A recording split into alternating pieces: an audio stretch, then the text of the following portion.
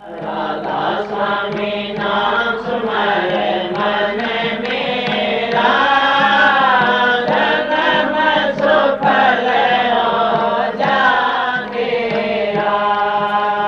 राधा स्वामी नाम सुमरे मन मेरा, जन्म सुफल हो जागेरा। राधा स्वामी, राधा स्वामी दयाल की दया, राधा स्वामी सहाय, राधा स्वामी। प्यारी साध संगत जियों, भाइयों बहनों, जितने भी आप सत्संग लाभ के लिए उपस्थित हुए हो, शांति से बैठ के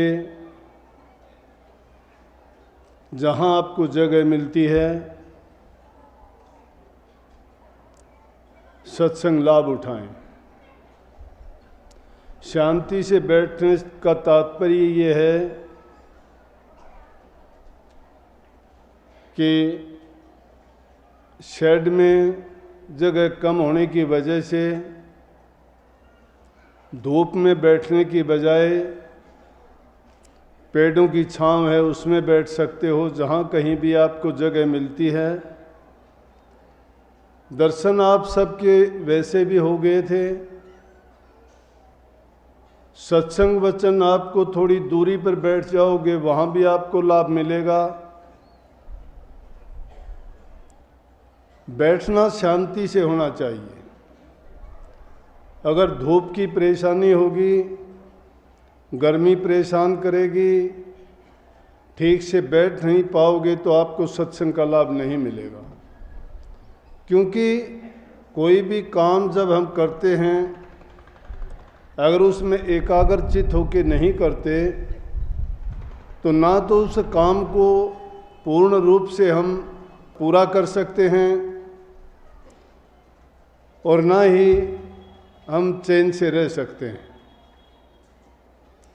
इसलिए पहली बात है कि हमें बैठने की जगह ठीक मिलनी चाहिए, जिससे हमें बार बार ये ना हो कि हमारा ध्यान भटके। और हो सकता है जब हमारा ध्यान भटक जाए और उसी वक्त में कोई सत्संग का वचन जो हमारे बहुत लाभ का हो, हमारे जीवन को संवारने वाला हो, किसी न किसी प्रकार से हमारी बुरी आदत को छुटाने वाला हो, हम उससे वंचित ना रह जाएं। क्योंकि बहुधा ऐसा होता है जब तक समझ और ज्ञान नहीं होता तब तक तो हम मान लेते हैं इस बात को, लेकिन सत्संगी लोगों को इस बात का परख है कि जब भी वो किसी काम में अपने मन को लगाना चाहते हैं तो मन उनको विचलित करता है।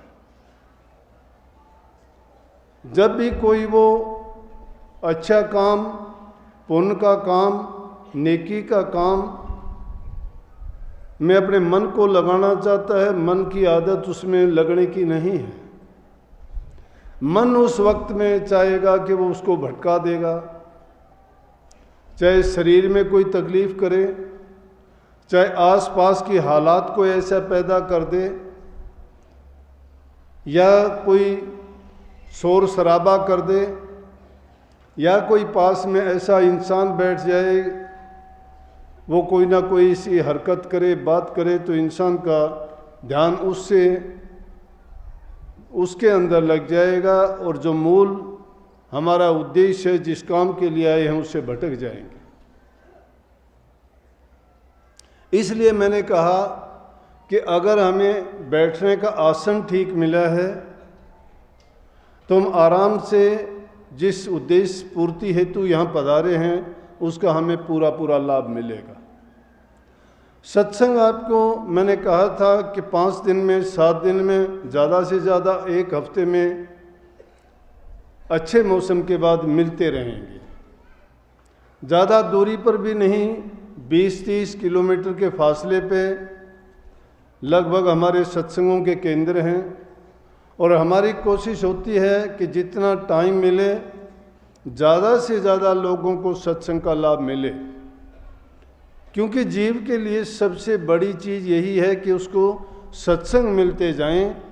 जब किसी बात की बार बार उस बात को सुनते हैं, जो बात हमारे सुधार के लिए है, हमारे कल्याण के लिए है, हमारे गुण के लिए है, तो हमारी सोई हुई चेतना जाग जाती है। उसको ये समझ आती है कि हमें ये काम करना चाहिए। जब आप लोगों को इतना एकत्रित देखते हैं तो कोई भी भटका हुआ जीव ये अच्छी तरह से सोच सकता है कि इनको यहाँ कोई ना कोई विशेष चीज़ मिलती है, इसीलिए ये इतने लोग एकत्रित होके आए हैं, कितनी दूर दूर से आए हैं। इनको कोई ना कोई लाभ है, कोई ना कोई गुण यहाँ मिलता है। और कई बार तो अधिकारी जीव होते हैं, उनके लिए सिर्फ बहाना होता है। आना उनका किसी चीज़ के लिए होता है, लेकिन लग किसी चीज़ में जाते हैं। अपने हरियाणा में घीसा संत हुए हैं, कबीर पंथी थे, सुने होंगे आपने। जगत भगत का बैर है, भक्ति का करना आसान नहीं है। इस रास्ते पर जब इंसान चलना चाहता है, लाखों बाधाएं खड़ी हो जाती हैं। बुराई के रास्ते पे चलते हो, कोई आपको ये कहने वाला ही नहीं है क्यों ऐसा करता है। तो उसमें संत लोगों ने, भक्त लोगों ने, प्रभु पे यकीन और विश्वास रखने वालों ने उसको एक नाम दे दिया, मौज का, परीक्षा का। कहते हैं कि मालिक के जीव की परीक्षा लेता है। जब वो सही रास्ते पर चलता है तो उसकी परख करना चाहता है कि ये कितना पक्का है। उसको मजबूत पक्का करने के लिए उसकी परीक्षाएं बार बार होती हैं, और अनेक बार संतों के साथ ऐसी हुई हैं। तो मैंने बात कही, वहाँ घीसा संत दिल्ली के पास में उन्होंने डेरा बनाया, खेखड़ा गांव है, और जीता उस गांव का नंबरदार था। तो जब लोगों ने यूँ आते जाते हुए देखा कि ये बाबा जी है, ये शब्द गाता है, औरतें इसके पास इतनी जाती हैं, आदमी बहुत कम जाते हैं, ये तो औरतों को बहकाता है। ये आदमियों की बजाय माताओं बहनों में प्यार ज़्यादा होता है, भक्ति के प्रति इनकी रुचि ज़्यादा होती है। तो आदमी चाहे कम जाएंगे सत्संग में, लेकिन माताओं बहनों का आप देखोगे पूरा विश्वास और श्रद्धा के साथ, चाहे इनको समय कम मिले फिर भी ये ज़्यादा से ज़्यादा जाना चाहती हैं। अधीनी है इनको घर की, परिवार की, अपने पति से, अपने पुत्रों से भी। चाहे वो किसी भी गलत रास्ते पे चलते हों, चाहे शराब पीते हों, चाहे जुआ खेलते हों, चाहे और दूसरे उल्टे सीधे काम क्यों ना करते हों, और वो अगर सही रास्ते पे भी जाती है, कहीं सत्संग में जाती है, कथा में जाती है, मंदिर में पूजा के लिए जाती है, या कोई आरती प्रार्थना या जहाँ भजन संध्या जो भी होते हैं या गवन, उसमें शामिल होने जाते हैं, तो वो इतराज़ उठाते हैं। वो क्यों इतराज़ उठाते हैं? क्योंकि उनका रास्ता उनसे जुदा है। लेकिन मैं जो आपको बात कहना चाहता था, वो बात तो ये है कि आदमी के लिए बहाना लगता है, और जिसके पूर्व जन्म के संस्कार जब जगते हैं तो उसको बहाना लग के वो संतों की शरण में अपने आप पहुंच जाता है। मेरे साथ भी कुछ ऐसा ही हुआ था, बताऊंगा। तो वहाँ गांव का नंबरदार था जिसका नाम जीता था। लोग जाके कहने लगे, नंबरदार ये तो गलत बात है, आप नंबरदार हो गांव के, उसको जाके कहो कि गांव में ये काम ना करे, नहीं तो ये अच्छी बात नहीं है। औरतों का इतना आना जाना, ये तो ऐसा ही लगता है, अच्छी बात नहीं है। और बोले कि इसको तो निकालो, नहीं तो ये तो इनकी संख्या बढ़ती जाती है दिन प्रतिदिन। बोला कोई नहीं, कल चलेंगे। बोले आ जाना, जब उनका सत्संग का इकट्ठे होने का टाइम हो, आप मेरे पास आना, हम सब मिलके चलेंगे और उसको मैं निकाल दूंगा। अच्छा गांव में इज्जतदार आदमी था, नंबरदार था, लोग मानते थे, रोबदाब था पूरा। अगले दिन जो सत्संग का टाइम हुआ, लोग आए उसके पास और उनके साथ साथ चल दिए। जाके देखा तो सत्संग करने लग रहे थे, आराम से बैठे हुए थे। कहने लगे जाओ कहो इसको। बोला कि अब तो समझदार आदमी समझ से काम लेता है। कहने लगे अभी सत्संग है, बोल रहे हैं, किसी की बात में दखल देना बुरा है, आराम से बैठ जाओ, सत्संग के बाद बात करेंगे। वो गीसा संत सत्संग करते रहे, वो सत्संग सुनते रहे। अब सुनते सुनते नया आदमी जाता है, वो और भी गौर से सुनता है। रोजाना जो आते हैं ना, जो अपने आप को सेवादार कहते हैं, वो थोड़ा ज़्यादा जानकार हो जाते हैं। वो कहते हैं हम तो सत्संग रोजाना ही सुनते हैं, वो कम ही ध्यान देते हैं। वो लोग सब तो ऐसे नहीं होते, लेकिन कुछ एक जो कम बुद्धि के या अपने आप को ज़्यादा कुछ मान लेते हैं, वो सत्संग में उनकी रुचि फिर कम हो जाती है। वो सोचते हैं हम तो रोज़ाना सत्संग में ही होते हैं, हम तो सेवादार ही होते हैं, हमें तो दिनोद में मिल जाता है, हम तो साथ में ही रहते हैं, हमें क्या ज़रूरत है, हम तो अब सेवा में लग गए, यहाँ वो करेंगे वो करेंगे। वो बैठ भी नहीं सकते। तो नया आदमी जाता है, वो बड़े गौर से सुनता है, क्योंकि उसको नई नई चीज़ जब दिखाई देती है तो वो उसको जांचना भी चाहता है, परखना भी चाहता है, उन बातों को तोलना भी चाहता है, अपनी बुद्धि में उनको ये परख करना चाहता है, विवेक से उसको जानना चाहता है कि इसका तात्पर्य क्या है कहने का, क्या इससे हमें लाभ होगा। वो सुनता रहा गौर से। उसने सुना कि बात बहुत अच्छी बताता है, क्योंकि संत तो जीव के कल्याण की बातें बताते हैं।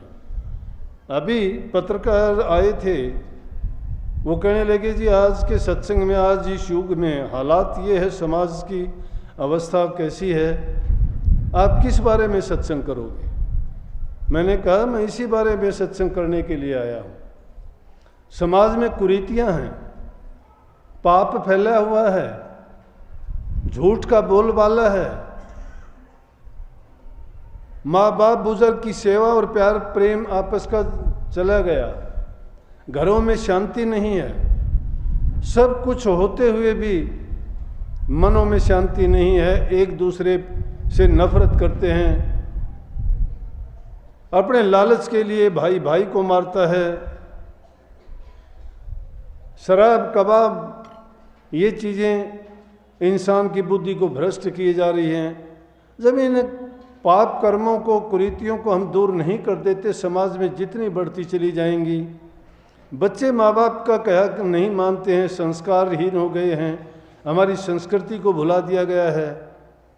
अगर बूढ़े माँ बाप की सेवा करते, उनको घर से जो शिक्षा मिलनी चाहिए थी वो मिलती, बूढ़े बुजुर्ग की कदर जहाँ होती, उनकी शिक्षा की बातें सुनी जाती, उनको संस्कार बढ़ाने की जरूरत नहीं थी।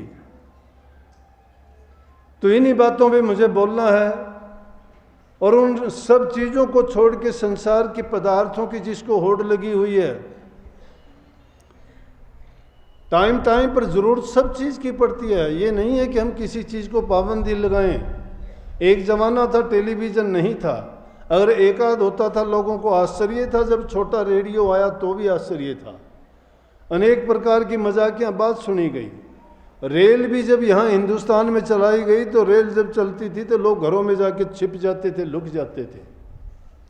इसको अधर्म मानते थे कि ये अधर्म की चीज़ कर दी, कि ये तो अच्छी बात नहीं है। यहाँ तक कि महात्मा गांधी वो विदेशों में पढ़ने गए, उनको भी ये कह दिया गया था ये तो धर्म के खिलाफ है, ये विलायत में पढ़ने के लिए क्यों जाते हैं। लेकिन वक्त की ज़रूरत होती है, अब टेलीविज़न की ज़रूरत है। अखबार को बहुत कम लोग देखते हैं, टेलीविज़न में सारे समाचार मिलते हैं। फ़ोन की सुविधा कहाँ थी जब? आज हर एक को देखोगे खेत में जाने वाला भी हल चलाने के लिए खेत में जाता है, घास लेने के लिए औरत खेत में जाती है, पशु चराने के लिए पाड़ी खेत में जाता है, झाड़ू निकालने के लिए सफाई करने वाला जाता है, सबके पास फ़ोन है। वो फैशन नहीं, ज़रूरत है। क्योंकि अब इतनी जल्दी से जो समाज में काम हो रहे हैं दुनिया में, उम्र थोड़ी है इंसान की, भाग दौड़ बहुत ज़्यादा है।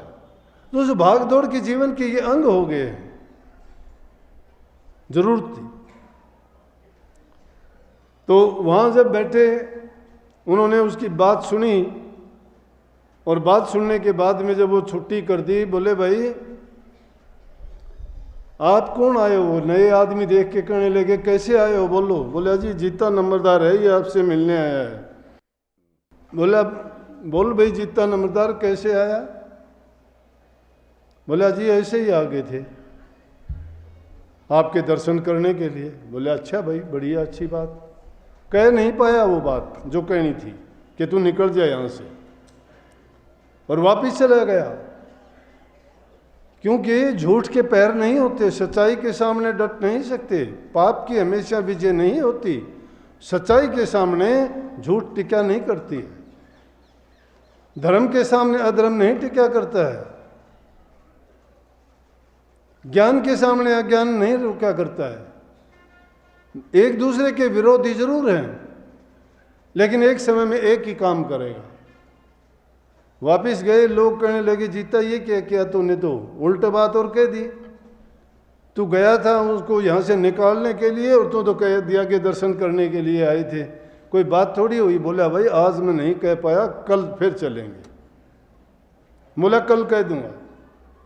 अब बुरा करने वाले लोग होते हैं, वो बुराई करवाने के लिए अच्छे आदमी को भी पाप में धकेल देते हैं, गलती करवा देते हैं, उससे भी उसको मजबूर करते हैं कि तू ये कर। और बार बार एक चीज कहने से करने से सच्चाई भी झूठ में बदल जाती है, धर्म भी पाप में परिवर्तित हो जाता है, भटकाव ला देते हैं उसके दिल में, कितना ही पक्का सच्चा क्यों ना, उसको भी ऐसी मजबूर कर देते हैं ताकि वो उस पाप कर्म में फंस जाए। अगले दिन उसको फिर तैयार करके लेके गए कि ये है वो है, गलत है, नहीं रहना चाहिए, और फिर तू तो इतना बड़ा आदमी है, तेरे तो कहने से सब कुछ हो जाता है। एक तरफ से उसको बहुत बड़ाई दी, दूसरी तरफ से उसकी बहुत बढ़ चढ़ के बुराई की, उसको तैयार कर लिया कि अगले दिन जाते ही कह देगा। अगले दिन भी गए, उसी टाइम गए, सत्संग था, बोला कि बैठ जाओ। बीच में ही खड़े होके कहने लगे भाई बोलो। बोला कैसे आए जीता? बोला जी मैं तो आपको निकालने के लिए आया हूँ यहाँ से। बोला भाई जीता ये उल्टी गंगा पहाड़ कैसे चढ़ेगी? संतों का वचन देखो। कहने लगे उल्टी गंगा पहाड़ कैसे चढ़ेगी? तू मुझे निकालने के लिए थोड़ा, निकालने के लिए तो हम आए हैं इस संसार सागर से, इस काल की जेल से निकालने के लिए तो हम आए, तू हमें क्या निकालेगा? बोला क्या नाम है तेरा? बोला जीता। बोला तू तो हमें भी जिताएगा। तू जीता क्या है? जीता तेरा नाम है तो तू तो हमें भी जिताएगा। कहते ही जीता तो पैरों में पड़ गया, निकालना किसकी बात थी। संतों की मौज होती है, उसका कोई पूर्व जन्म का अच्छा संस्कार था, वो जागा, और उनकी शरण में पड़ने के बाद में ऐसा काम किया उसने, वही जीता उनका गुरुमुख शिष्य बना। आज भी आप उसके बाणी गाते हो तो उनके शब्दों में आपने पाया होगा कि वो ऐसे ही लिखते हैं, कह जीता सुन भाई गीसा। और वो ऐसी ऐसी बाणी लिखी कि बड़ी रोचक, गुरु के प्रति भाव से भरी हुई, प्रेम से भरी हुई, श्रद्धा और यकीन उनमें इतना ठोक ठोक के भरा है कि गुरुमुख के जो विचार और ख्यालात जो गुरु के प्रति होते हैं, उसको भक्ति करने के नहीं, उन बाणी के पढ़ने मात्र से ही उनकी मुक्ति का रास्ता खुल जाता है। ये होता है कि आदमी के हालात उसको कभी ना कभी ऐसी जगह पे लेके जाते हैं कि उसके पूर्व जन्म के जब अच्छे संस्कार जागृत होते हैं तो उसको अपने आप ठीक रास्ते पे लगा देते हैं। अब रही बात, मैंने भी अपनी बात कही थी कि मैं भी बताऊंगा, मेरी भी सत्संग और भक्ति के प्रति कोई रुचि नहीं थी, सच्चाई की बात यह है। मैं भी, बल्कि मेरी हालत तो ये थी, मेरी माँ बहुत सत्संगी थी, कभी से थी, लेकिन संसार स्वार्थी है। मैं भी ऐसे मतलब का था। 8वीं क्लास के पेपर दिए मैंने, इंग्लिश का पेपर अच्छा नहीं हुआ, रिजल्ट जो जो नज़दीक आता गया, मेरी माँ को पहले तो मैं कहता था मैं क्यों जाया करती है सत्संग में। अब मेरा मतलब जब याद आया तो मैं कहने लगा माँ तू सत्संग में जाती है? बोले हाँ। बड़े प्यार से, माँ क्या बताता है भगत? जब महाराज जी नहीं कहते थे, संत नहीं कहते थे, पीले वस्त्र रखते थे, बाल ब्रह्मचारी थे, भगत कहते थे महाराज जियों को। बोला कि वो खुश हुई कि ले भाई आज तो बेटे ने याद किया। बोला कि सब कुछ बताते हैं। महा तो मेरी यूं पूछ के आई है, मैं पास हो जाऊंगा 8वीं में, मतलब मेरा। बड़ा प्यार से बोला, वो खुश होगी कि ले भाई बेटे का आज तो दिल में कुछ आई, गुरु के प्रति भी, भक्ति के प्रति कोई तो संस्कार जागया। और दूसरी चीज़ ये भी है कि आइंदा के लिए ये शोर शराबा करता था, क्यों जाती है ये नहीं कहेगा। गई, मत इंतज़ार करता पाया, आई वापस। मैं बोले पूछ के आई माँ? बोली पूछ के आई। मैं क्या बोले? करने लगे हो जाएगा पास। मुझे यकीन नहीं आया, क्योंकि मैं तो पक्की तसल्ली लिखवा लेना चाहता था। मैं बोले माँ पूरी तसल्ली से पूछ के आई? बोले पूरी तसल्ली से। मैं यूँ करिए कल फिर पूछिए। बोली कि फिर के पूछूं? जब एक बार कह दी, संत तो एक बार कहते हो वचन पूरा हो जाए। माँ अच्छा सब बात पूरी हो तो माँ मेरी भी पूरी हो जाएगी? बोली हाँ पूरी होगी। मैं बोला ना कल फिर पूछ के आइए। नहीं बोली तन्ने ले चालू तू पूछ लिए। मना मैं जाऊँ को नहीं, पूछ के आइए तुम्हें। अगले दिन फिर मैं बोला पूछ के आई। वापिस आई सत्संग से, तो पता नहीं पूछ के आई या नहीं आई। उसने तो कह दिया तसल्ली हाँ मैं पूछ के आई। महा क्या कहने लगे? कहने लगे ने बोला कह दिए उसने पक्का पास हो जा, को रोकनिया को। मैं चलो माँ फिर तो मैं मान जाऊंगा भाई, तेरा भगत में पक्का महात्मा है। कहाँ इंसान को यकीन आता है, मतलब निकलता है, मतलब के बाद सब कुछ भूल जाते हैं। एहसान फरोमोश है ये जीव संसार में। जब मतलब होता है इसको सब अच्छे लगते हैं, सब प्यारे लगते हैं। मतलब निकल जाता है इसको सब बुरे लगते हैं। माँ बाप भी बुरे लगते हैं। बैल सारे काम करता है हमारा। महापुरुषों ने फरमाया है कि जब तक बैल चले हड़िए में तब लग लाग गए प्यारा। बूढ़ा हो जा नाथ काट देर घर घर लाठे खा रहा, गरज बिना कोई नहीं प्यारा। गरज के बिना कोई प्यारा है ही नहीं इस दुनिया में। सब स्वार्थ से लिपटे हुए हैं। माँ हो, बाप हो, भाई हो, बहन हो, जमाई हो, धी हो, कोई भी हो, जितने भी हैं स्वार्थ के नाते हैं सारे के सारे। वही हालत बूढ़े माँ बाप की है। मतलब निकल गया, कुछ दिन के बाद में रिजल्ट आया, मैं पास हो गया।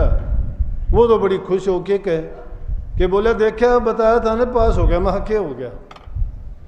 जब रोजाना पूछने वाला आज कहता है कि क्या हो गया, मुझे याद है अच्छी तरह वो बात। बोली रे जब तो तू यूँ कहा करता। माँ हाँ चलो हो गया होगा। बोली कि वो नहीं कहा करे से। बोले एक बार जाया तू? माना मैं जाके को नहीं आऊँ, ठीक हो गया हो गया। भूल भाल गया कोई बात नहीं। पढ़ लिख लिया, बीए करी, बीएड करी, मास्टर लग गया, कोई आना जाना नहीं। बल्कि इतना वो हो गया कि अगर रास्ते में गली में सामने जाते दिखाई, चाहे किसी के घर में बढ़ना पड़ता, मैं सामने नहीं गया कभी। देखो दुर्भाग्य था कि नहीं? क्योंकि ज्ञान नहीं था, समझ नहीं था। मैं तो भागी इन बच्चों को मानता हूँ जो छोटे छोटे बच्चे हैं आज जो सत्संग में आते हैं, सत्संग के वचन सुनते हैं, इतना प्यार दिखाते हैं। कई लड़कियां थी, वो कहने लगी, एक लड़की तो आके कहने लगी, ने बोली कई लड़कियां मेरे से कहती हैं कि नाम ले ले, नाम लेने के बाद गुरु से बहुत प्यार हो जाता है। बोले ये आपकी तरफ भी भागी ऐसी आती हैं और इतना उनका प्यार कैसे, ये परमात्मा मिल जाता है क्या इनको? महा प्यार से बढ़ के परमात्मा नहीं है। जब इंसान को प्यार मिल गया, उसको यकीन और तसल्ली होगी, तो फिर उससे बढ़ के कुछ है ही नहीं। इसीलिए इस शब्द की आखिरी लाइन आपने सुनी होगी ने, उसमें कही ना कहीं आना ना कहीं जाना, आप पे बीच समाना। वो आना जाना और कहाँ है? परमात्मा को जिस कण कण में हम मानते दूर नहीं है, हमारे पास है, हमारे अंदर में है, हमारे सांस सांस में है, हमारे इरादे में, हमारे विश्वास में है, हमारी श्रद्धा हमारे यकीन में है, हमारी सोच में समाया हुआ है। जब सोच हमारी गंदी है तो परमात्मा हमारे से लाखों मील दूर है, नहीं है वो कहीं भी। हमारे ख्यालात अगर अच्छे नहीं है हमारे पास परमात्मा, कहीं भी नहीं है। ना कैलाश पर्वत पे भी नहीं है, कभी सोचते हो, साथ में आसमान पे भी नहीं बैठा है। झूठी बात है ये। तुम्हारे मंजिल प्रकाश, ये जितनी भी बातें बनाते हो सब मिथ्या बातें हैं। सफाई दिल की नहीं है, भक्ति खाक है। दिल की सफाई करके देखो, तुम्हारे दिल के अंदर समाया और बैठा हुआ मिलेगा। कहीं जाना आना है ही नहीं। ये बातें ऐसे नहीं कह दी गई। जब भी कोई बाणी लिखता है, वो बाणी उस मंजिल पर बैठ के लिखी जाती है जो रूहानियत का ऊंचे से ऊंचा दर्जा है। उस वक्त में लिखते वक्त कलम उसकी नहीं, सतगुरु के हाथ में होती है। और जो लिखवा दिया जाता है वो लोह की लकीर पत्थर पर अक्षर लिखे जाते हैं, अमिट होते हैं। लेकिन वो कैसे हैं कि लाल अगर किसी कुम्हार को मिल जाए तो गधे के गले में बांध देगा, क्योंकि गधा ही प्यारा है उसको सबसे। कीमत लाल की नहीं जानता वो। जब उस चीज की कदर जिसको पता लग जाता है तब वो समझता है कि बात क्या है। तो भक्ति रूपी पदार्थ और नाम रूपी शक्ति भी आसान नहीं है। हर एक को मिल तो जाती है, लेकिन वो उसको पहचान नहीं पाते, उनके लिए कोई मायने नहीं रखती। टाइम गुजरा, अध्यापक की नौकरी करने लग गया। घर के परिवार के चाचा ताया थे। मेरा चाचा था, एक नाम था हरलाल, दूसरा नाम नंदलाल था। हम 3-4 ऐसे थे, आपस में वो बैठ उठ जाते थे। उन्होंने सोचा कि ये बिगड़ ना जाएं, कोई गलत रास्ता अपना लें कि इसको ले चलो, बाकी ये तो अपने आप सुधर जाएंगे। मेरे को कहने लगे, भाई महाराज जी बहुत अच्छे हैं, उनको ये है वो है, बड़ा प्रचार किया। बोलना इंसान को संगति इस तरह से बनाती है।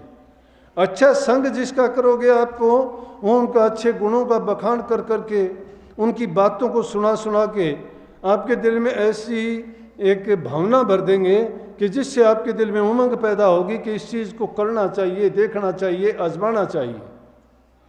उन्होंने ऐसे भाव भर दिए मेरे अंदर। एक दिन मुझे तैयार कर लिया कि चल देख के आ। एक दिन मैं देखने के लिए गया था। एक दिन गया, 2 दिन गया, आराम से पास बैठने का मौका मिला। संतों का संग, मैं कहता हूँ इतना अच्छा होता है कि उनसे निकली हुई जो शक्ति की धार है वो जीव का कल्याण कर देती है। उनका सानिध्य बहुत ही लाभकारी है। और जितना जो पास बैठ जाता है उतना ही ज़्यादा उसको, आग के जितने नज़दीक बैठोगे उतनी ज़्यादा गर्मी मिलेगी, पानी के जितने पास बैठोगे उतनी आपको ठंडक मिलेगी, सत्य के जितने आप पास चले जाओगे उतनी सत्यता आप में आती चली जाएगी, झूठ और पाखंड के करीब जितने जाओगे उतने ही झूठे और पाखंडी हो जाओगे। और संग करते करते, सत्संग करते करते तुम्हारी सभी बुराइयां एक एक करके निकल जाएंगी और सच्चाई ही सच्चाई आपके अंदर आ जाएगी। इसीलिए सत्संग बार बार करना चाहिए, बार बार जाना चाहिए। बस कुछ दिन में गया, जाने के बाद में बड़ा मज़ा आया। क्यों? अच्छी चाय पीते, लड्डू मिलते, मिठाई मिलती। मिठाई बहुत बड़ी चीज़ थी, आजकल तो खाते ही नहीं कोई भी। लेकिन उस टाइम में नहीं मिल, गुड़ भी नहीं मिलता था, और मिठाई की तो बात छोड़ो। तो मैं ये तो अच्छा हुआ भाई, शाम को अच्छी चाय मिलती है, अच्छी मिठाई मिलती है, ज़रूर चलेंगे, अच्छी बात सुनने को मिलती है। और स्पेशल ट्रीटमेंट होता क्योंकि बड़े आदमी के साथ जाता। एक दिन मन में ख्याल आया, विचार आया। मैंने सोचा कि एक अपना भाई हौलदार था, वो मेरे से पहले के सत्संगी थे, सेवादार थे, महाराजियों के संग रहते थे, बाहर भीतर जहाँ कहीं जाते लेके जाते थे। तो मैंने सोचा कि महाराज जी तो चाहे 1-2 घूंट लेते हैं, उसके बाद तो इसको दे देते हैं।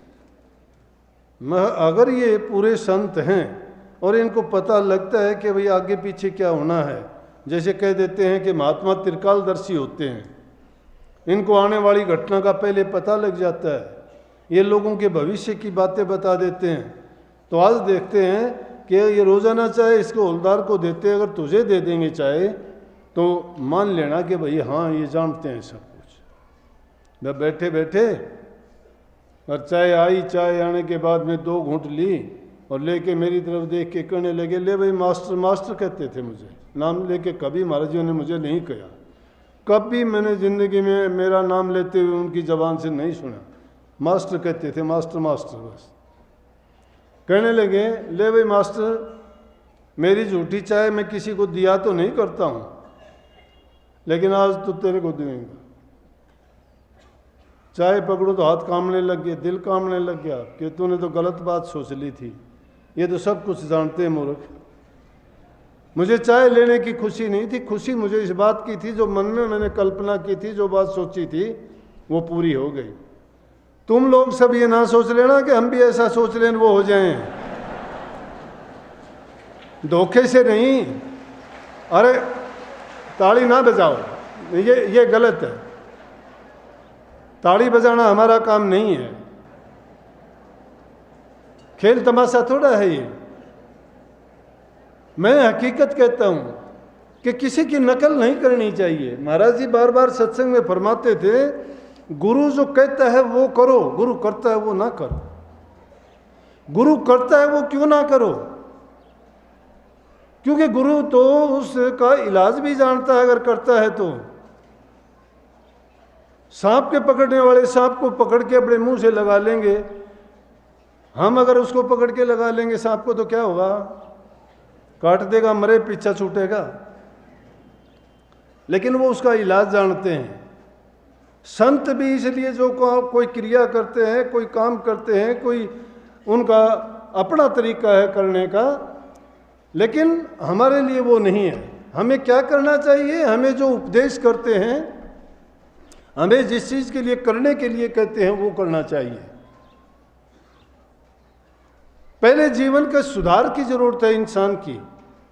घरों में प्यार प्रेम नहीं है, हमारा चरित्र अच्छा नहीं है, हम झूठ कपट बेईमानी छल ईर्ष्या एक दूसरे से कितना बैर विरोध करते हैं।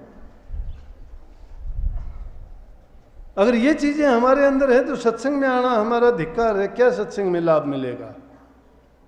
दिखावा है फिर तो। इसीलिए दूसरे लोग हमारा मजाक उड़ाएंगे कि ये सत्संगी है।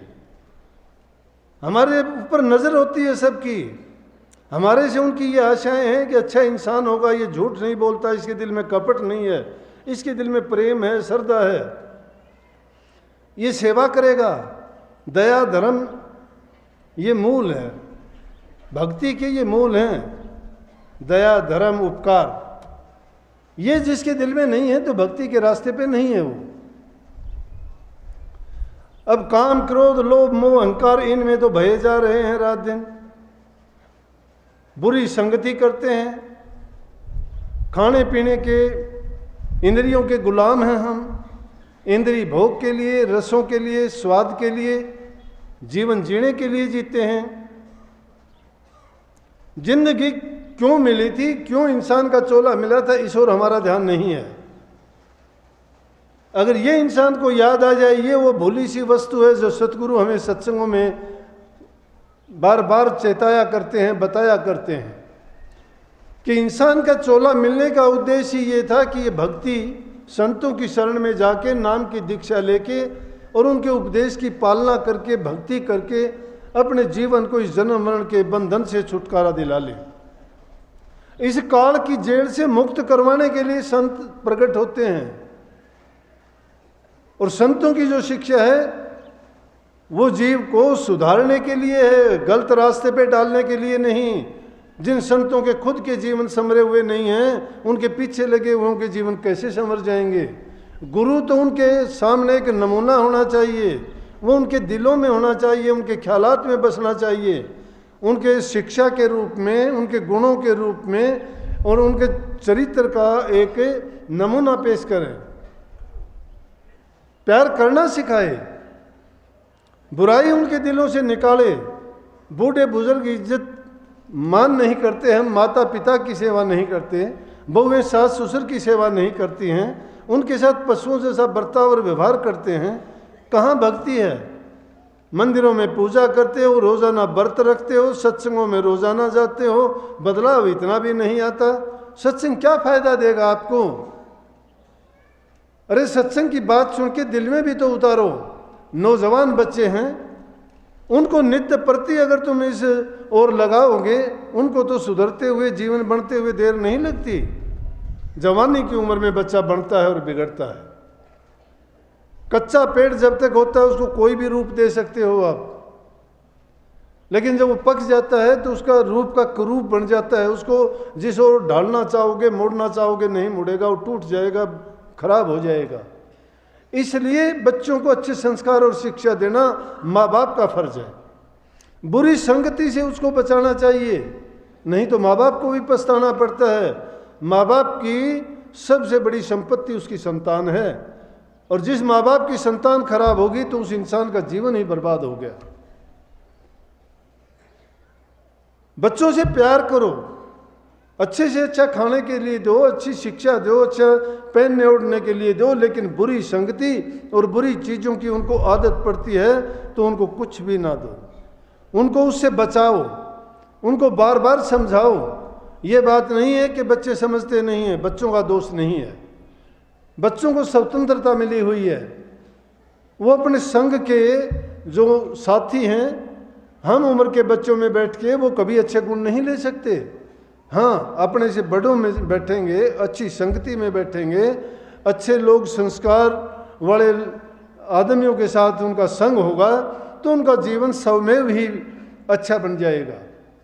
और जिस इंसान का चरित्र अच्छा है, जिनके घरों में आपसी मेल है, तालमेल है, प्यार है, जहाँ शांति है, मैं कहता हूँ उस घर में टोटा नहीं आता कभी भी, गरीबी नहीं आती उसमें।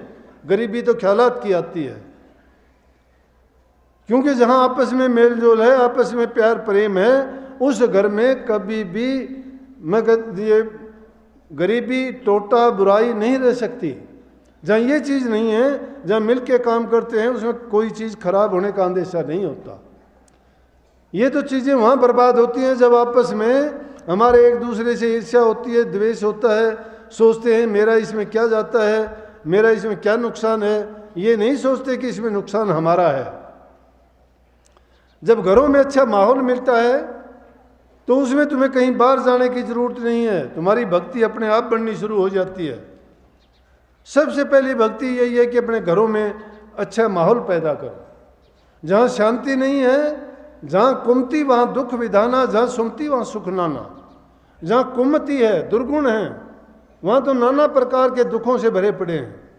और जहाँ सुमति है, अच्छे ख्यालात हैं, अच्छे विचार हैं, उस घर में तो स्वर्ग जैसा हालात अब भी है। हमें स्वर्ग और बैकुंठ की जरूरत ही नहीं है। इंसान से बढ़ के कोई चोला नहीं है, इस जीवन से बढ़ के अच्छा अवसर कोई नहीं मिलता है, सत्संग से बढ़ के कोई अच्छा मेला नहीं है, सतगुरु से बढ़ के कोई चीज़ अमोला नहीं है, और नाम से बढ़ के कोई भी कल्याणकारी वस्तु नहीं है संसार में। और वो नाम हमें मिल गया, संत सतगुरु हमें मिल गए, सत्संग हमें समय पर मिलता रहता है, तो उस मन के ऊपर, बुद्धि के ऊपर बुराइयां ना पनपने दें, कभी भी अपनी बुद्धि पर बुराइयों की काई ना चढ़ने दें। और वो काई हटेगी सत्संग से।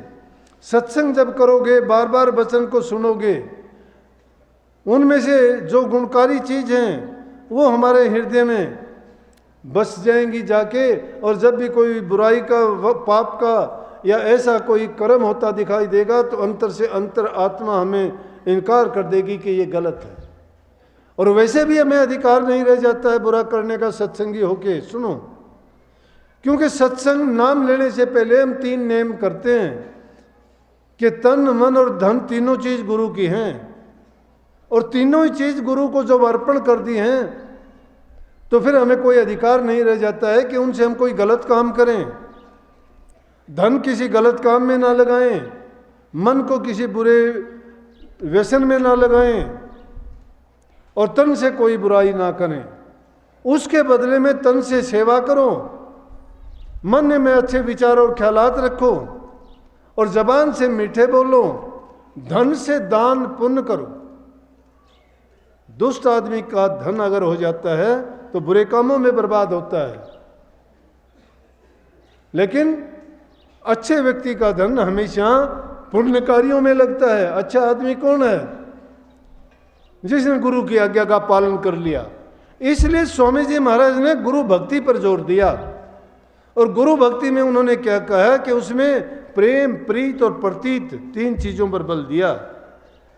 प्रेम सबके साथ करो, प्रीति सतगुरु के साथ करो, और प्रतीति नाम की रखो।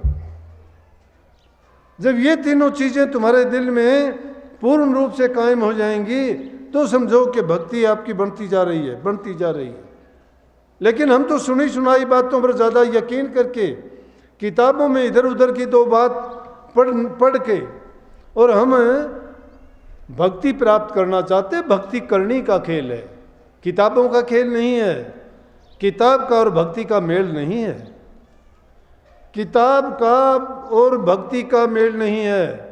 कबीर साहब ने इनकार कर दिया। कबीर साहब कहते हैं, तुम कहते हो कागज लेकिर, मैं कहता हूं आंखों देखी। तुम कहते हो उलझावनहारी, मैं कहता सुलझावनहारी। तो दुनियादारी कहती है कि ऐसा आराम करो, ये जीवन, ये संसार के पदार्थ हमारे लिए हैं, भोगने के लिए हैं। अब नहीं भोगेंगे, कब भोगेंगे? लेकिन उनका परिणाम तो नहीं जानते कि इस भोग के बाद वो रोग बन जाएगा और रोग सोग में बदल जाएगा। जिसको रोग हो गया वो रोता फिरता है कि हाय मेरी बीमारी। भक्ति याद नहीं आती, गुरु याद नहीं आता, नाम याद नहीं आता, वो रोग याद आता है, सोग में बदल जाता है वो।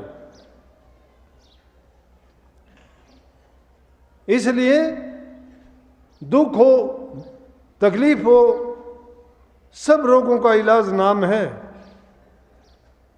मैं आपको यकीन से बताता हूं, जब भी मुझे कोई तकलीफ होती है, बहुत होती है तकलीफ, आप देखते हो रात दिन भागता फिरता हूं, आपसे ज़्यादा काम करता हूं मैं।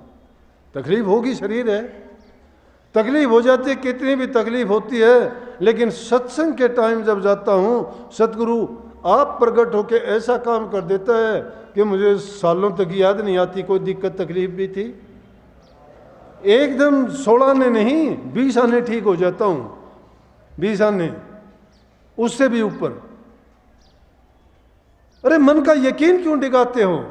भक्ति में, गुरु में यकीन है। भक्ति वो शक्ति है कि जिसको मिल गई उसके भाग जग गए, उसके पाप कर्म नस गए, उसके मुक्ति के द्वार खुल गए, उसका जन्म मरण का चक्कर छूट गया, संसार से उसका खाता खत्म, उसकी कलम उस पर फेर दी गई, उसका कुछ लेना देना नहीं है संसार से, लेखा जोखा बंद हो चुका है उसका। लेकिन जवानी जमा खर्च में बंद ना कर लेना। कभी तुम तो कलम मारो और अगले के ऊपर लिखा क्या लिखा मिले नहीं, उसके लिए करनी पड़ेगी।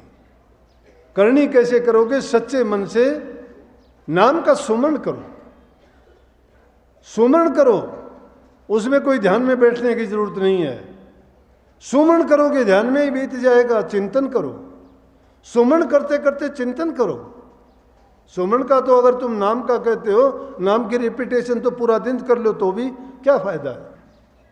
नजर किसी और लगी हुई है, कोई चीज देखते हो, कानों से कोई और चीज सुन रहे हो, मन में कुछ और हो रहा है, जबान से नाम का अगर सुमरण कर रहे हो, ये सुमरण नहीं है। माला तो कर में फिरे, जीभ फिरे, मुखमा, मनवा तो चौदिश फिरे, ये तो सुमरण ना, ये सुमरण नहीं है। तो आप कहोगे सुमरण है क्या? सुमरण चिंतन के साथ है, मन कहीं नहीं जाएगा। सुमरण करते हो साथ चिंतन भी होना चाहिए।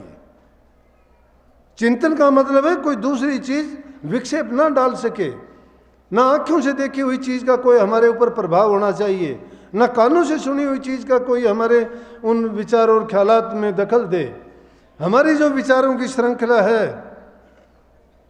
जो उस टाइम में चिंतन कर रहे हैं नाम का, सिर्फ चिंतन ही होना चाहिए। नहीं जरूरत पड़ेगी आपको आंख बंद करने की, कान बंद करने की और मुंह बंद करने की। जिस अवस्था में हो वहीं बैठ जाओगे, वहीं ध्यान और समाधि लग जाएगी।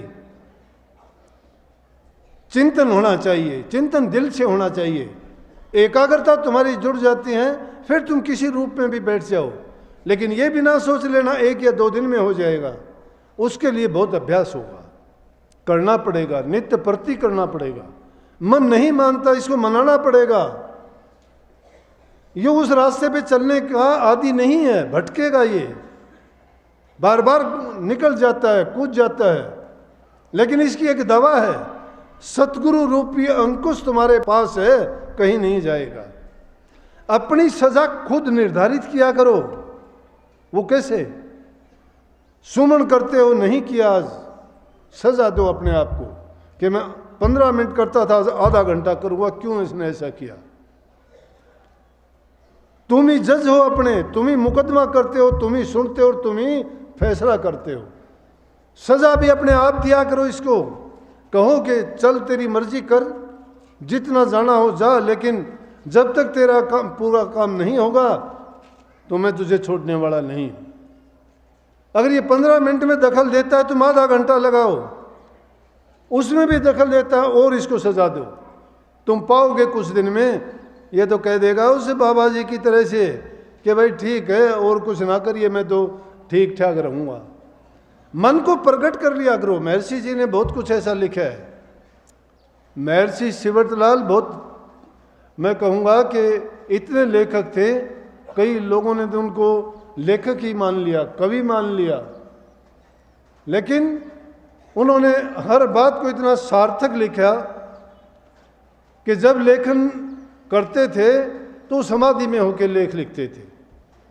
अगर कोई भी बात लिखते थे प्रकट कर लिया करते, अपने आप को सामने खड़ा करके लिखते थे, जैसे लिखने वाला कोई और है और महर्षि जी को ये कह रहा है। उस संवाद को अगर देखोगे तो बिल्कुल ऐसा पाता था कि जैसे उनके अंदर एक ही तारतम्य था। ये भक्ति का विशुद्ध स्वरूप है, समझने की बात है। मन डामाडोल है, निकल जाता है, भागता है। इसलिए मैंने कहा मन नहीं टिकेगा एक बार में। जब सुमरण भी सुमरण आपको करना आ जाएगा ना, सुमरण भी पक्का हो जाएगा, तो आपके लिए इतना आसान रास्ता हो जाएगा कि आप कहोगे। इसीलिए जिन्होंने कर लिया उन्होंने तो कह दिया, कबीर साहब ने तो एक ही वाणी में दोनों चीज़ों को एक बार तो कह दिया, बहुत कठिन है ये। कठिन इसलिए है, रास्ते पे टिकना बहुत मुश्किल है, और आसान इसलिए कह दिया कोई खास चीज़ की ज़रूरत ही नहीं है। वो हमने भी बता दिया कि कहीं आना जाना ही नहीं है। आना जाना नहीं, अपने आप में समाना जरूर है। अपने आप में कब समाओगे? अपने आप के तो दरवाजे हमने सब के सब खोल रखे हैं। हम तो सारे 10 इंद्रियों को बाहर से सब छूट कर रखी है इनकी। खाने के हम गुलाम, पीने के हम गुलाम, सुनने के हम गुलाम, चखने के हम गुलाम। सब प्रकार की काम जितने भी करने हैं सारी आज़ादी दे रखी है। सब दरवाजे खोल रखे हैं, जाओ घूमो फिरो। लेकिन जब तक उन दरवाजों को बंद नहीं कर दोगे, नोदर मुंद सुन्न में सट जा, और वहाँ है अविचल राम। उस अविचल राम को प्राप्त करना चाहते हो, नोदर मुंद के सुन्न में 10वीं गली की ओर ऊपर चलो। वो जब चला जाएगा, जब मैंने कही थी कि आपकी वो उन्मन समाध लग जाएगी। उन्मन समाध में ये हालत होगी, ना मन रहेगा ना तुम रहोगे, सिर्फ गुरु ही गुरु रह जाएगा। सिर्फ गुरु ही गुरु रह जाएगा। वो भी सिर्फ किस रूप में रहेगा? विशुद्ध प्रकाश के रूप में रहेगा, नूर के रूप में रहेगा। उसको नूरी गुरु कहते हैं। और उसमें ना कोई ख्यालात है, ना कोई चिंतन है, ना कोई देख है, ना कोई परख है। वहाँ सिर्फ एक आनंद ही आनंद का रूप है। और जब वहाँ रहोगे तो तुम आनंद में ही रहोगे। जब ये वापिस देह में आओगे तो देह का बोध भान होगा, लेकिन जब उल्ट के ऊपर को जब चले जाओगे तो शब्द रूप हो जाओगे। और उसमें फिर आपको ये ज्ञान होगा कि मुझे जो करना चाहिए था मैंने अपने लक्ष्य की प्राप्ति कर ली है। टाइम लगेगा, लेकिन इस बात की भी चिंता नहीं करना कभी ये सुन के सोच लो कि हमारी ये अवस्था तो होनी नहीं, फिर हमारा कोई फायदा नहीं। ये मूर्ख आदमियों का काम है कि किसी चीज़ को कठिन समझ के छोड़ देना। अगर मंजिल तुम्हारी 100 कोस से चलना शुरू करोगे तो मंजिल को 10, 20, 50 कोस पे तो पहुँचोगे। कबीर साहब ने समझाने के लिए कह दिया, कोई कह दे कि भाई अब भक्ति नहीं होती, बूढ़े हो गए। अरे बूढ़े हो गए ठीक है, क्या इतनी वो चीज़ नहीं रही कि जितनी जवान उम्र में कर सकते थे। लेकिन कबीर साहब ने उसमें भी समझा के कह दिया कि कबीरा तेरी बाड़ी ली चूहा ने खा, रही सही ने बटोरले दोलड़ी ही बन जा। अगर रही सही बाड़ी बच जाएगी, उसमें अच्छा सूत नहीं बन सकता, तो दोलड़ा खेस की भी तो बनन जोगी फिर भी रेरी से। जब तक श्वास है इंसान के शरीर में, तब तक हमारे पास बहुत कीमती दौलत है। सांसा रूपी पूंजी 1-1 लाख का मोल है। इसलिए कबीर साहब ने बहुत समझाया, कहते हैं नाम सांस सांस में नाम सुमर, बिरथा सांस ना खोए, क्या जाने इस सांस का आवण हो ना हो। सांस जब तक है तब तक इस सांस सांस में नाम को सुमरता रहे।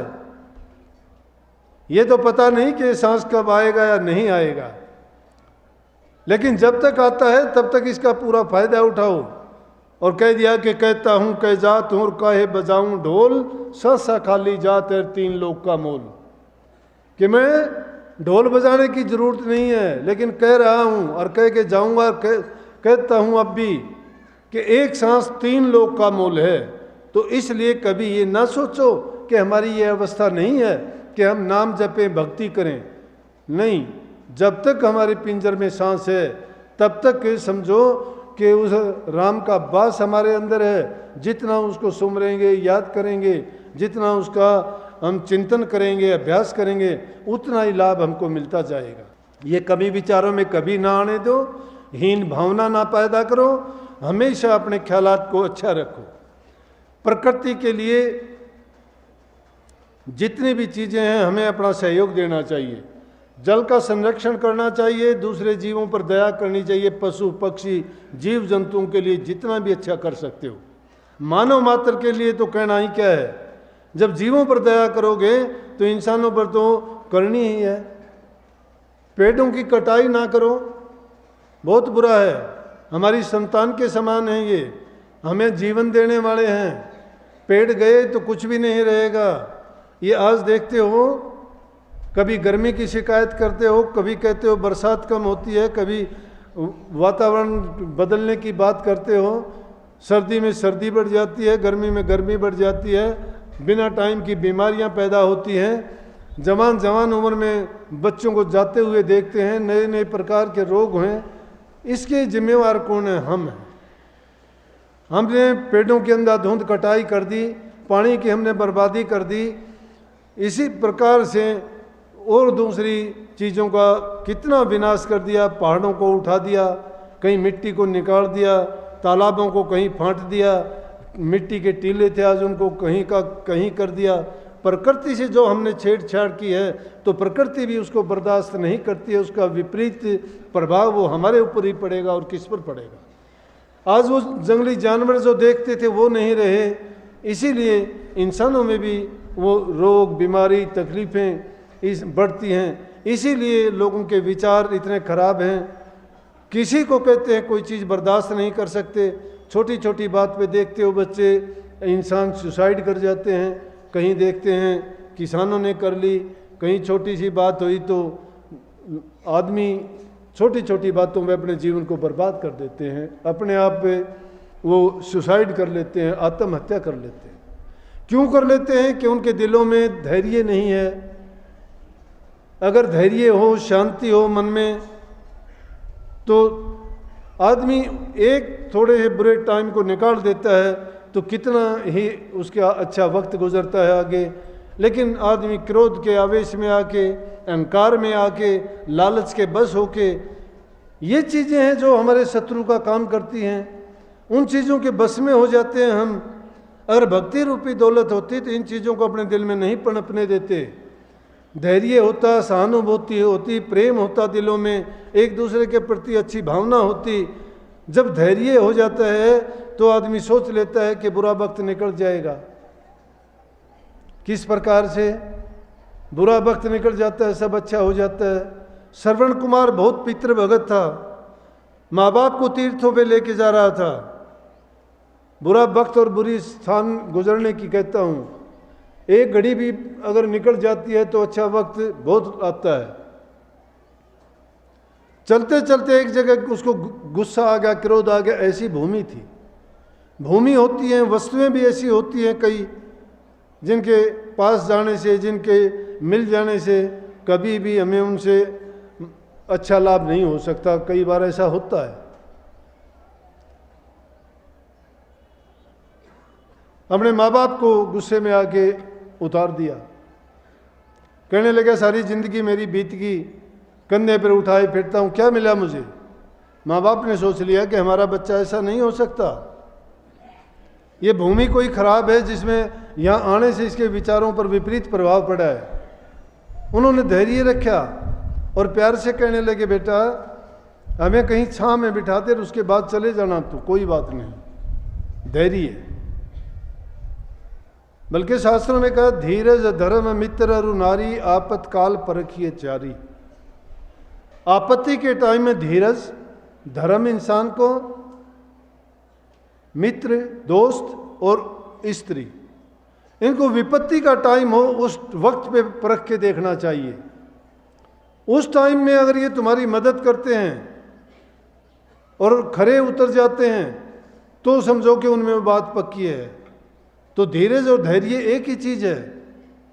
उनके माँ बाप के दिल में धैर्य था, कहने लगे बेटा प्यार से बोले। प्यार एक ऐसी मरहम है, दुश्मन को भी मित्र बना देती है, बड़े से बड़े घाव को भर देती है। प्यार से बोलिए बेटा हमें छांव में बिठा के तू कहीं चले जाना, ये बात सच्ची, हमने बहुत कष्ट दिए, हमारा कर्म बुरा था कि हम अंधे हुए, उस अंधेपन के कारण तुम्हारे ऊपर बोझ बन के तेरी जीवन को भी हमने दुखी कर दिया, और तू सच कहता है, हमें छांव में बैठा के चला जा। लड़का वहाँ से एक पेड़ की छांव में माँ बाप को बैठाता है, और बैठाते ही वो जगह बदल गई, उसी टाइम रो के पैर पकड़ता है, कहने लगा मुझे पता नहीं क्या हो गया था, मुझे माफ़ कर दो। क्योंकि वो घड़ी टल गई, वो जगह बदल गई, उसका प्रभाव खत्म हो गया। अच्छी जगह थी वहाँ जहाँ जाके वो रुके। माँ बाप समझदार थे, कहने लगे बेटा तेरा दोष नहीं, वो जगह खराब थी। बोला नहीं नहीं ये मैं नहीं मानता, ये तो आप मुझे सिर्फ अब शांति देने के लिए करे। बोले बेटा बात मान, हमारी तजर्बा है हमारा, अगर नहीं यकीन तो वहाँ से मिट्टी उठा के लिया, यहाँ चौका करके उसके ऊपर खड़ा होके देख। वो मिट्टी लेके आया, उसने मिट्टी का चौका किया, उस पर खड़ा हुआ, और खड़ा होते उसके वही विचार फिर वही हो गए। कहने लगा बिल्कुल आपने ठीक कहा। माँ बाप ने कहने लगे आपने मुझे माफ़ कर दिया, मैं धन्य हो गया, नहीं तो मेरा कराया सारी जिंदगी का मिट्टी में मिल गया। माँ बाप की भक्ति गुरु की भक्ति से, परमात्मा की भक्ति से भी बढ़ के है। पृथ्वी के जितने देवताओं को खुश करना चाहते हो तो माँ की सेवा करो, और आकाशीय देवताओं को प्रसन्न करना चाहते हो तो पिता की सेवा करो।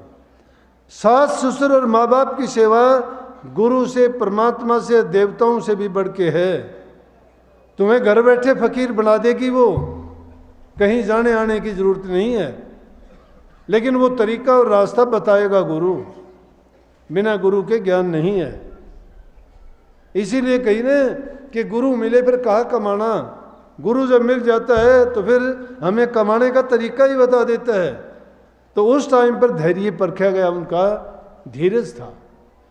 इसलिए अगर धैर्य रखते हो मन में, धीरे धीरे रे मना धीरे सब कुछ होए, माली सींचे सो घड़ा ऋतु आए फल हो। ऋतु आने पर फल मिलता है, बिना ऋतु के लाख कोशिश करो नहीं मिलता। हमारी जल्दबाजी से कुछ नहीं होता, वक्त पे अपने काम होते हैं, लेकिन अगर मन में यकीन और तसल्ली हो तो वक्त से पहले और भाग्य से ज़्यादा संत देने में देर नहीं करते, एक पल में दे देते हैं। लेकिन लेने वाले की श्रद्धा होनी चाहिए, उसके दिल में भावना होनी चाहिए। उसकी भावना ही गलत है, उसको मिलेगा क्या? लाख भक्ति का ढोंग करे, उसके पल्ले कुछ नहीं रहेगा, क्योंकि उसका दिल मलिन है, उसकी भावना अच्छी नहीं है, उसकी भावना बुरी है। तो पेंट तो अगर तुम जरे हुए पर कर दोगे, पेंट तो अपना रंग दिखा देगा जरे हुए पर भी, लेकिन अंदर से जब पेंट उतरेगा तो है तो जंग ही ना। इसलिए जंग को पहले उतारो, फिर पेंट करके देखो, दोनों फिर अच्छा लगेगा सब कुछ। तो वही सदगुरु से बेनती, आप सबको अच्छे ख्याल दें, भक्ति में आपकी रुचि बढ़ाए, आपके जीवन को खुशियों से भर दे, शांति दे, सुख दे, समृद्धि दे, खुशहाली दे, मालो माल कर दे आपको हर प्रकार से। भक्ति रूपी संपत्ति आपको सबको ऐसी दे कि आप इसी जीवन में अपना काम करके जाओ और जन्म मरण के बंधन काट के अपने जीवन को सफल बनाओ। सबको आशीर्वाद। राधा।